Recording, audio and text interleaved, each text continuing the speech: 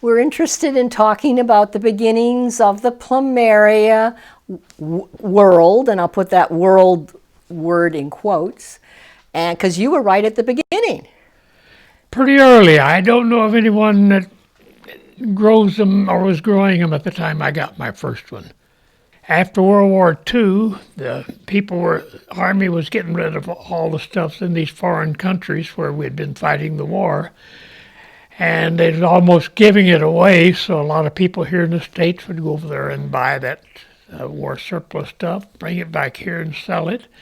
And when their agents over there started running out of military stuff to buy, like cameras and different things like that, they started looking for things that was around there that they could bring here and sell, and plumeria cuttings was one of them. And I was in this war surplus store. I just bought a house in Culver City, and I needed some plants to plant around the house because the backyard didn't have anything in it. I decided to make that tropical. So when I was in this war surplus store, I see a table there, and there's a bunch of things that look like these English cucumbers. Long green things, didn't have any forks on them, just so straight, and they'd been dipped in paraffin to cure.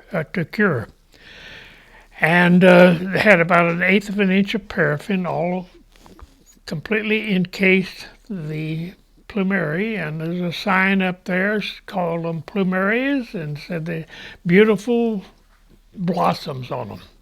That's about all the information they had, and the ones that I bought supposedly came from the Philippines. And so I bought one and took it home. I figured, well, that'll be a tropical plant. It'll be good to have in my backyard, and tropical plants should be in a lot of shade. So I had a lot of bamboo growing in my backyard, so I planted in the bamboo where it'd get full shade. In there about 2 years and just barely living and wasn't doing very much. And I finally said, well, I got cactus beds out in my front yard. I'm just going to dig it out of there and put it out in the full sun and let it die because it's not doing any good here.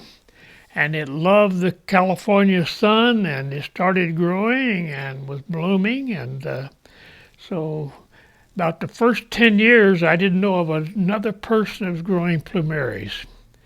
And one time I was at the LA Arboretum, and I see one plumeria plant. And it was in a big clay pot, and it was right by the entranceway. Had a couple of blooms on it, and that's the first one that I saw after I had bought my first one. Mm-hmm.